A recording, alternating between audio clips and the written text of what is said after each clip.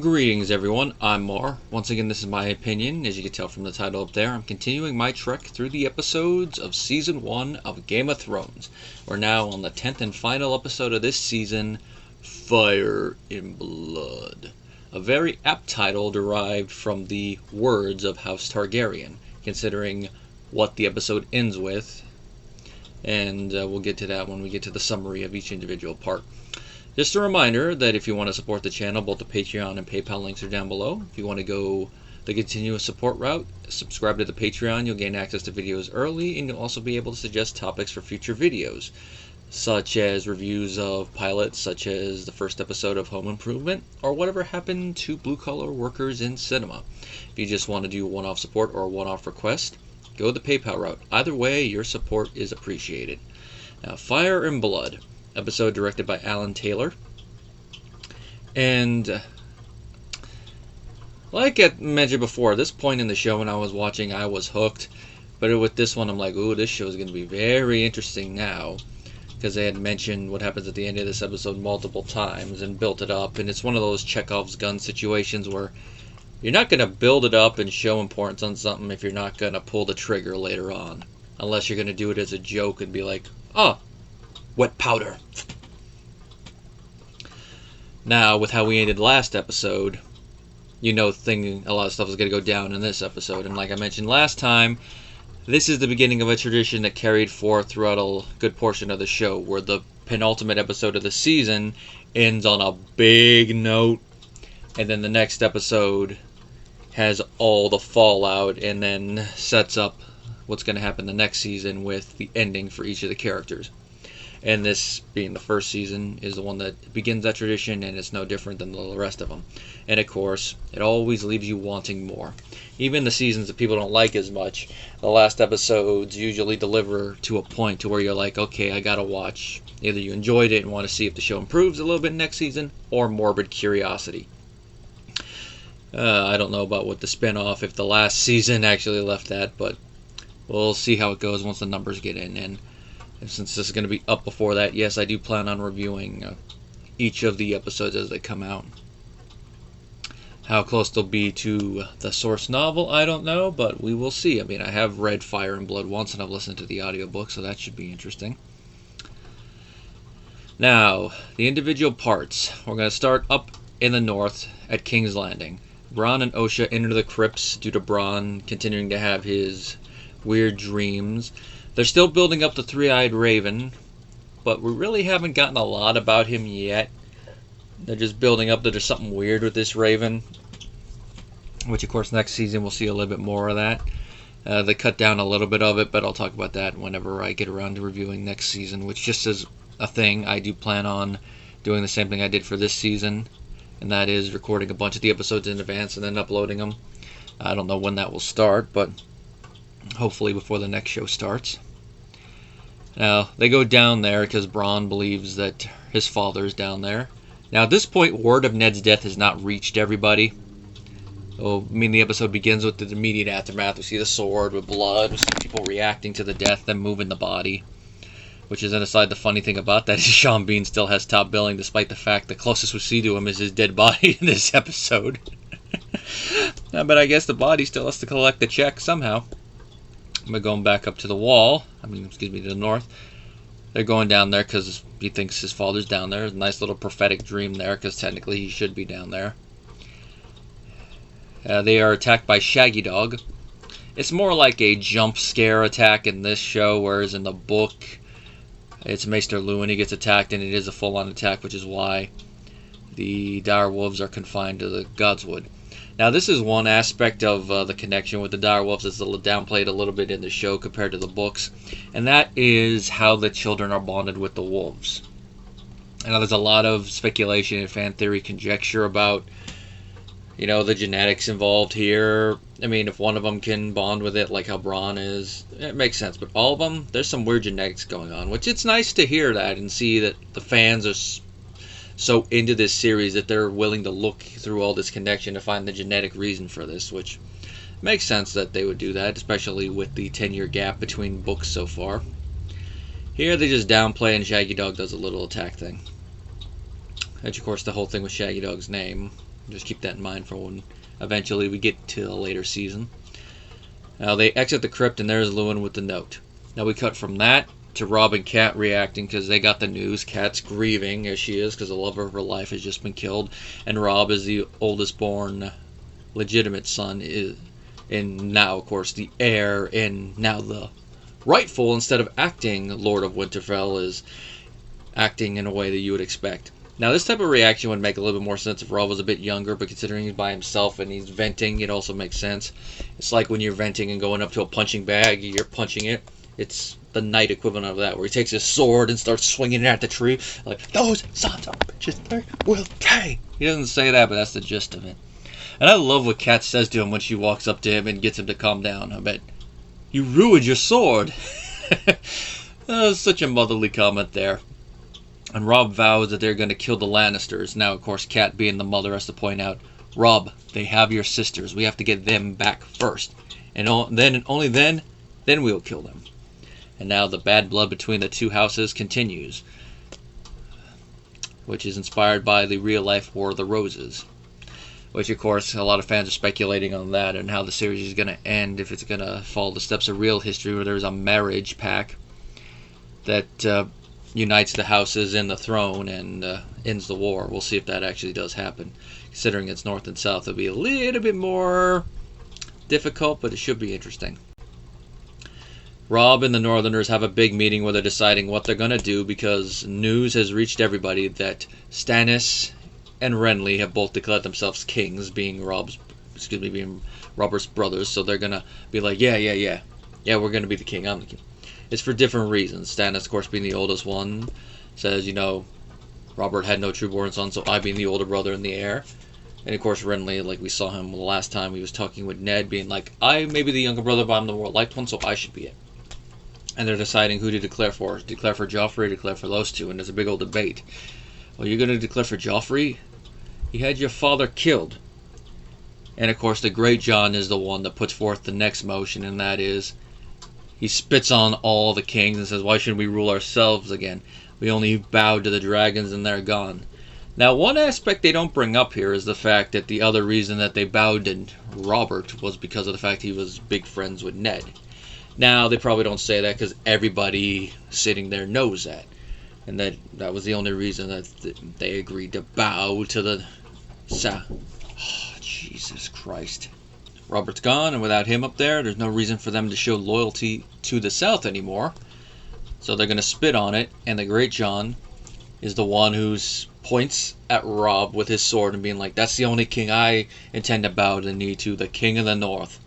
And considering how the Great John was when we first saw him, a little hostile, and it took him getting a couple of his fingers removed, and Robb's little comment to him, to get him to become one of Robb's great supporters, it makes sense that he'd be the one to would want to declare Robb the King of the North. Just like later on, at least in the show, might be in the books too, when Jon gets that honor, it makes sense to be Wyland Manderly, one of the houses that is a very big Stark supporter, to declare it there. Now, as I've mentioned at least once by now, one little aspect that's kind of in the nitpick level that I think would have made this seem better is if we had some of the named lords be here. Like I just brought up Wyland Manderly. It would have been nice to see him there. Should have been the second one. We do see Lady Mormont there. She's not really named, but being that based on her description, very boisterous. The only female besides Kat who is obviously there. It makes sense that's her. We don't see any of the other big house people there, and we don't, especially from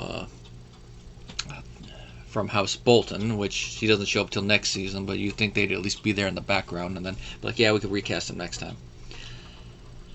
Because it would make this scene a little bit better, but we do get a nice one where Theon decides he's going to go with it, which, pay attention, that's going to come into play with his arc next season and going forward, because he says he's going to be with him from this day to his last day. Which, something like that does come up again at the very, very end of the show, so keep that in mind. Now, Kat goes and has a little conversation with Jaime. Now in the books, she only talks to Jaime once regarding this, so the conversation she's going to have with him later in the show happens at the same time as this little conversation. where she slaps him when he starts putting the moves on her, which I don't remember if book Jaime did that, but show Jaime I could see him doing that because of his little snark, especially considering he's in chains. What's he gonna lose? Are they actually gonna kill him?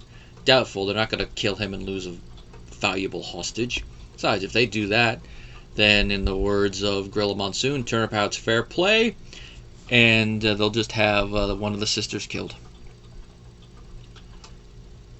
Ow. Jaime does admit in this conversation that he pushed Bran out of the window. I don't remember if in the book at this point he does, or if they just still suspect it, but he admits it. I could see him doing it just to hurt Kat, especially at this time, especially since he had said at one point that widowhood becomes her, so he's heard the news at this point. Now, his best conversation in this point doesn't happen until their next talk, when they decide they're going to send him north as a token of goodwill at the trade. And we'll come back to that later. There's not much else in this conversation. I can see why they split it into just for some dramatic purposes. Now, we go to Tyrion and Tywin. They're having a meeting with the rest of the Lannister officers. And at this point, they've heard that Jaime's been captured. I love how much emotion is put behind just a few words from Tywin. They have my son. He says it nicely, and then later on, once everyone's bickering, he's like, they have my son!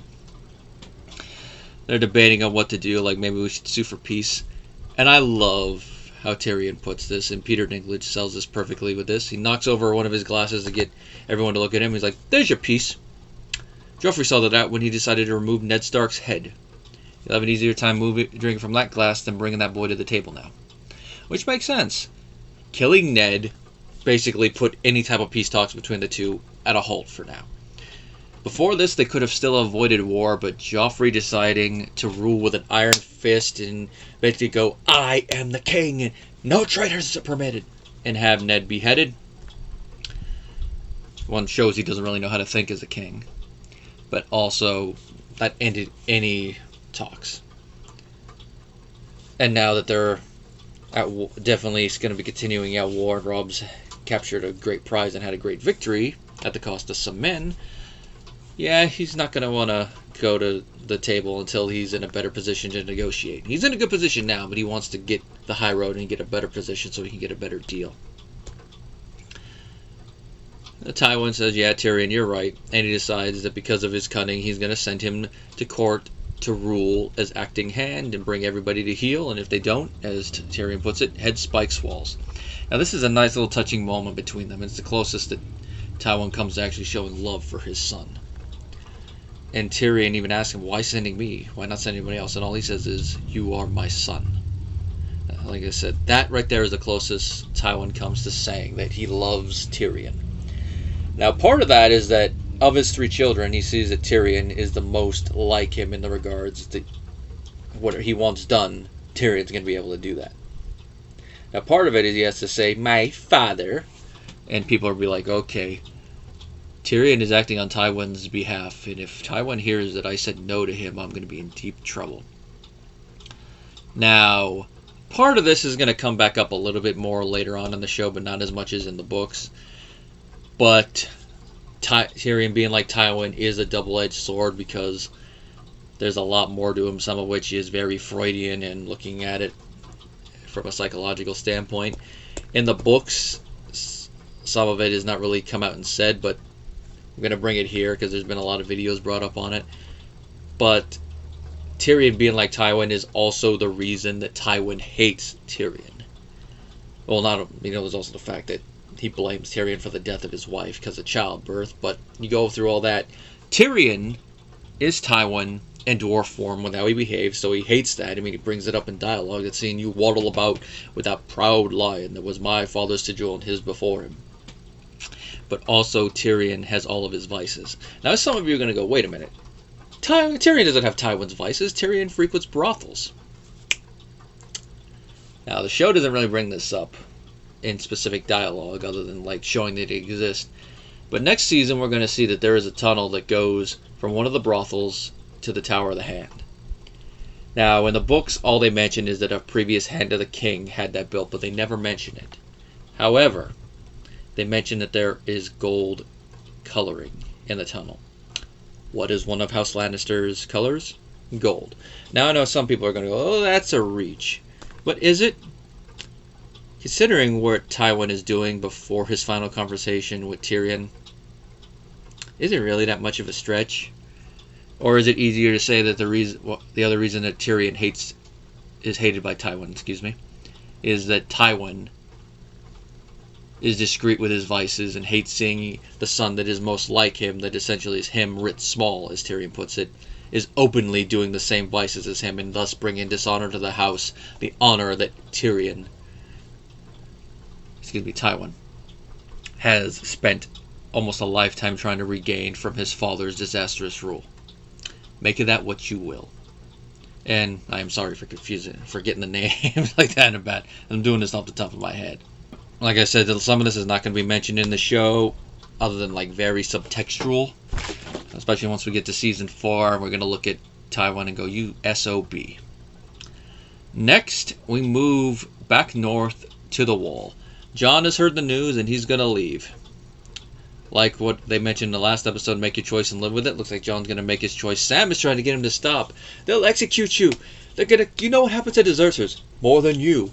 Nice little line for Jon to shut Sam up, because obviously, having gone with Ned to execute deserters, Jon knows all too well what happens. Now, the show doesn't really touch on this a lot, but the books does a little bit, and that is, what does Jon expect is going to happen to him when he reaches Robb? Robb being the king of the North now, he's probably going to execute him. However, there's probably also caveat that, hey, maybe Robb won't do it. True, given that it's his brother. I mean, Cat will probably be like, you have to kill him, you have to kill him. At bare minimum, Robb will probably be, I know, but I'm not going to execute a man I know can do good on the battlefield until we're in a position to where I can afford to lose him. And given this is a what-if scenario, I could see Jon, maybe once everything was done, if they won, being like, alright, you can execute me now. You weren't able to get back Ice, and then giving him Longclaw and having him execute him with that. I know it's a big what-if scenario, but it's one of those things, since Jon's not thinking right now, what might be going through his head. Anyway, Sam and the others manage to catch him and bring him back. Now, they very simplify it here to where they manage to easily catch him and then drag him back. In the books, Jon is trying to hide more, and it's Ghost that gives him away, which ties a little bit more into Ghost's arc in the show, and the fact that there's something special about him. I've already mentioned it in the show, he doesn't bark, which a nice little trait for a wolf, but considering the impracticalities of trying to do that on the show, you can see why they took that away from him. But here, having to make noise and give Jon away before they caught him, a little bit better, but I could see why they simplified it, especially for budgetary reasons. And it makes a little more sense they catch him and bring him back. And Jorah apparently knows about the midnight ride, and Jon's like, you know, and he's like, if we executed everybody that deserted for a night, there'd be only ghosts watching the wall. Honor made you leave, honor brought you back. And I just love Jorah's retort when Jon's like, I was dragged back by my friends. I never said it was your honor. And we find out what Jorah's planning to do next season. That he's tired of just sitting there and waiting, sending people out, a couple people at a time, only for them to disappear or return dead. And he even points this out. Do you think your brother's war is the only one that matters? Nice little setup for the War for the Dawn, as a lot of fans have been calling it. Well, even though in the show is a little bit of a disappointment, but we'll talk about that when we get to that season eventually, if I decide to review the last couple seasons. I know at least I'm reviewing the first 4, maybe the 5th one, since that was the first one I watched as first run. See how that's aged. And Jorah says they're going to be marching north. And I love how this scene is edited, where he's talking, and then you see the Night's Watch getting ready to mobilize, and then going through the wall. Nice little way to set that up. And of course, that'll be the Night's Watch plot for Season 2. Just like with the previous ones, it's going to be the War of the Five Kings, and of course Tyrion ruling in King's Landing. Now we go to King's Landing, where we see the fallout from Joffrey's decision. Like I mentioned, the episode begins with post-execution, and Joffrey forcing Sansa to look at the spiked heads. Now in the original version, one of these heads is a mock-up of George W. Bush, which got a lot of outrage, which, reading through this outrage, I'm like, why? That's some political humor, and then they have to apologize and replace the head. I'm like, why? Jeez, they're making a big deal out of it. I know someone's going to say, well, if they showed a bunch of bodies that were hung and then they had one of them as a mock-up of Obama, then you'd be complaining about that probably. Yeah, probably, because that has a different connotation there. You really wouldn't see a lynching connotation there, especially considering how we see some people killed in this show. Make of that what you will. But getting back to the thing, Sansa doesn't want to look at the heads, but Joffrey forces her to look. And Joffrey mentions, like, oh yes, once I kill your brother, I'm going to give him your head. And then she retorts quickly, or maybe he'll give you mine. And he has her slapped. He doesn't do it himself, because as Joffrey puts, Mother always said a king should never strike his lady. So he has one of his Kingsguard slap her. Which, reading that and watching that, I'm like, oh yeah, that guy deserves to die. And it brings up something that Jaime's going to mention later, and that is, what all is the Kingsguard supposed to do? Which, hold that thought, we'll talk about that when Jaime eventually brings that up. Now, Sansa almost does kill Joffrey. She has a moment to kill him, but the Hound stops. I don't know why. I mean, she could have pushed him, and then the other knight could have been gone to kill her. The Hound could have killed him, and then be like, he fell, and Citran thought she pushed him. Nope, she didn't push him. Is anyone going to doubt the Hand when he says that Joffrey fell and he couldn't get him in time? No, I don't think anybody would doubt the Hound. And at this point in the show, I believe the Hound probably would do that, but not as much as we're going to see the end of Season 2 when he says F the King. Yoren and Arya have a couple little scenes together where we see Yoren is giving Arya a makeover, cut her hair, and saying she's now going to act like a boy named Aery. Now, considering they've aged Arya up a little bit, this disguise seems a little bit stupider in the show. Like, really, who's going to fall for that? But I'd say she could probably still pass for a adolescent boy who hasn't gone through puberty yet, who still has the high-ish voice. But it's a little bit more implausible compared to the book. But you roll with it. Some people see what they choose to see. Whereas they'd see, oh, it's an orphan boy named Harry going to the wall. And of course, she meets the people who are going to be her traveling companions for the next season or so. Hot Pie and Lamy, who start off as bullies. They're like, I killed him. Hot Pie's like, I killed the boy by kicking him in the balls too much. Give me that sword! And of course, she pulls it out and points at him like, I've already killed a fat little boy. What's one more? And of course, Gendry comes to the defense and he's like, yeah, I've been doing a blacksmithing for the last 10 years. Look at my muscles. You really want to try this? And of course, Gendry shows next season he's smarter than he is, but we'll get to that there. Now, this little fight between Arya, Hot Pie, and Lamy is a lot worse in the books, and it doesn't happen to the second book. So this is a scene that they took from the second book to put here just to conclude Arya's storyline here. And it involves bloodshed and all that. And of course, to save face, to keep the whole thing in play, Yor has to actually take Arya out into the woods by herself and essentially take her to the woodshed with a stick.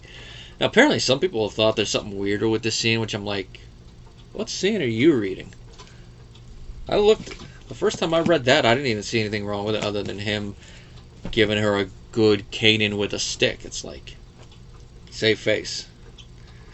Nothing really weird with it. It's not like a certain scene in a certain Stephen King book where even though it's written in what you could describe as a tasteful manner, considering how the scene could have been written, it's still a weird scene.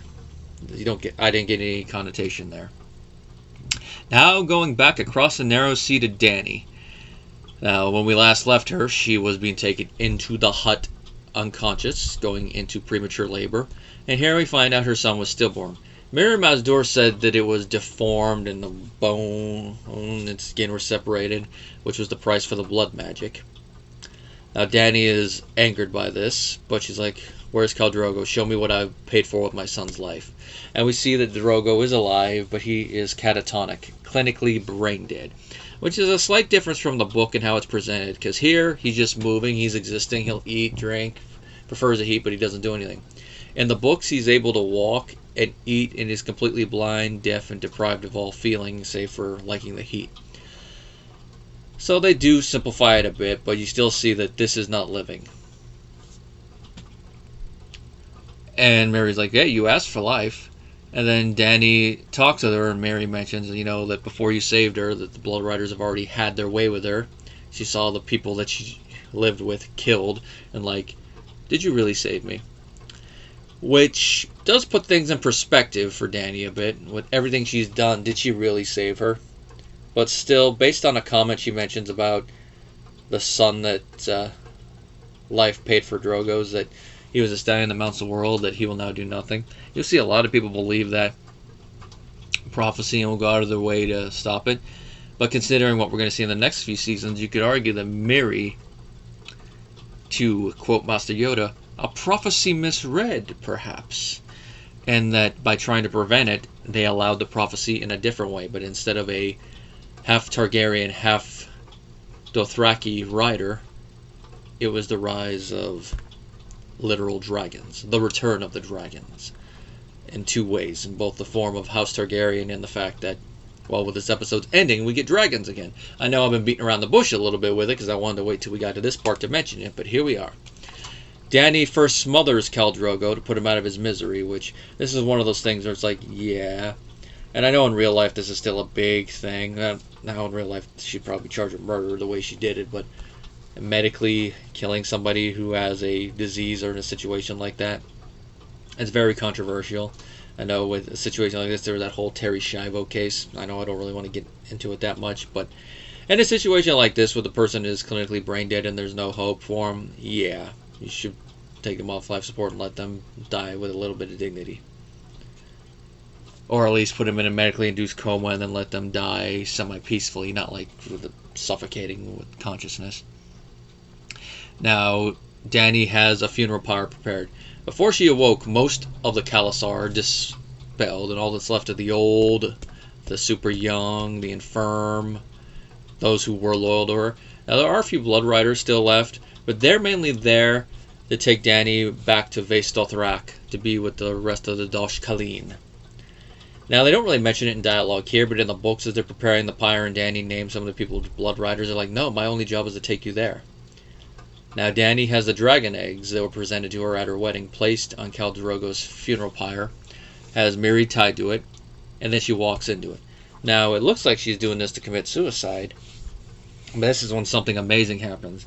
Dany survives the fire, and the eggs hatch into the form of 3 dragons. Now, the show doesn't touch on this because it really wasn't big knowledge in the fandom at the point, but those 3 eggs were stolen years prior by someone who was kind of like Arya, tomboy, adventurous, not wanting to do what society told her to do. And if you've watched the show with how Arya ends, with wanting to go on a boat and all that, that's what she did. She took the eggs and basically paid for that and then vanished and was never seen again, although there were rumors about her boat being spotted in Ashai. Now, having found that out, it makes sense. Okay, the eggs were there, they were stolen, and go there, and it makes sense why they got there. And it also makes sense why they were presented to Dany. Almost like they kind of suspected they might hatch, or putting it in there like, see what happens. And all the build-up and all the showing of the eggs, that was the Chekhov's gun and the foreshadowing. And here it pays off, and they're now back, the dragons. Which, of course, these dragons are eventually going to play a big role in the show, and that is an understatement. Now, one of the things is a shot that the showrunners had in mind at the very beginning, which has not happened in the books yet and probably won't, with the dragon bringing down the wall. I know, spoiler. But other stuff, like with what happens with Dany at the end with King's Landing, it's probably going to happen in the books, but the context is going to be vastly, vastly different. But we'll talk about that whenever we get there. And hopefully by the time we get there, it's actually been published in the book, so we'll be able to compare and contrast and not me just speculate based on how I remember the character. And everybody is wowed by this miracle. Like, yes, blood on my blood. So now Dany has her own Khalasar, and she has 3 dragons. Now, they're babies, and they're not going to be a big threat until they come of age, but they're there. Now, next season, Dany's not really going to have much of a major arc other than going to one of the cities, so not really a lot going to happen. But that's because, if I remember right, in this book, she only has like 3 or 4 chapters, so they have to take that amount of stuff compared to how big this book is, and spread it out through a season, which is like, yeah. Now, I've touched on it and brought it up a couple times, but that is, Dany surviving the fire was because of the magic itself, not because all Targaryens are fireproof. They're not. Some have died. I mean, one of them died from drinking wildfire, saying, "I'll turn into a dragon." It's a bad idea. So her doing that, it's very, very simplifying the plot. Well, I guess you could say there's something magical about Dany if you really want to go that way in the show, but it is a change from the books. But of course, it makes you wonder how she's gonna survive the whole thing with the Khalasar. But we'll get to that when we get to that in the books, because, like I said, that hasn't happened in the books yet. Only other thing in the notes that I have is to mention about how mad Tywin is. He is not only just mad at Joffrey for executing Ned, but he's also mad because Janos Slynt got knighted and he was granted the seat of Harrenhal. Since Slynt is a commoner, he doesn't think he's worthy of a majestic keep. The knighting one, like, okay, even though it's for betraying someone like that, is like, I could see him mad. But he's also mad about Sir Barristan being replaced on the Kingsguard, even though it does kind of go to a prerogative he's going to try to use later. But the other reason he doesn't like it is the fact that he was replaced with the Hound, who is not a knight, which they don't bring it up in the show that much, but if you look at the Hound in this episode, you can see he's wearing Kingsguard armor, so he's a member of it. He's mentioned before and later that he's not a knight, which there's a little bit of dialogue in the book about it, like, but it's everyone has been a knight. Give him a look. Okay. Getting rid of Barristan makes sense. If you wanted to just demote him from Lord Commander and make Jaime, yeah, but keep Sir Barristan there. Dismissing him was stupid. Which, of course, we're going to see that's going to come back to bite Joffrey in the butt later, but just how much we don't know, because Barristan's arc hasn't concluded in the books. We've just seen him fighting, so we still got some work there to do. All in all, as you could tell from this episode, Season 1, very great season. It does make some deviation from the book, but it is still a pretty faithful adaptation. I know there are going to be some people that will nitpick to some of the changes made. The ones that are on the long term I can kind of understand. Some of the other ones, the budget, I get why they cut it out, like the battle, and it's a different medium. You're not going to be able to translate everything in here 100% from page to screen, especially considering that on the page you have no budget to work with. If you can imagine it and write it, it exists. Whereas in a visual medium like television, you have to work within the confines of the medium. So some of the nitpicks is like, yeah, that's a major pit that's being nicked. Oh no, it's a very fun season. Rewatching it, I'm like, I see why I fell in love with this show the first time I watched it. Because as I mentioned at the top of it, I haven't watched these episodes as a whole since I marathon watched this show 8-ish years ago. So going back and watching it, it's like, yeah. Part of the reason I hadn't watched till now was, I guess, a little bit of burnout after watching the last season. But now going back to it, I could see myself marathon watching the first couple seasons again and again. I mean, I have the first 4 over there, as I mentioned, so we'll just see how this feeling for the show continues as I continue on through the next ones. But whether that will be one that's uploaded next week or a couple weeks from now when I get more in the can, that's to be seen. Till next time, guys.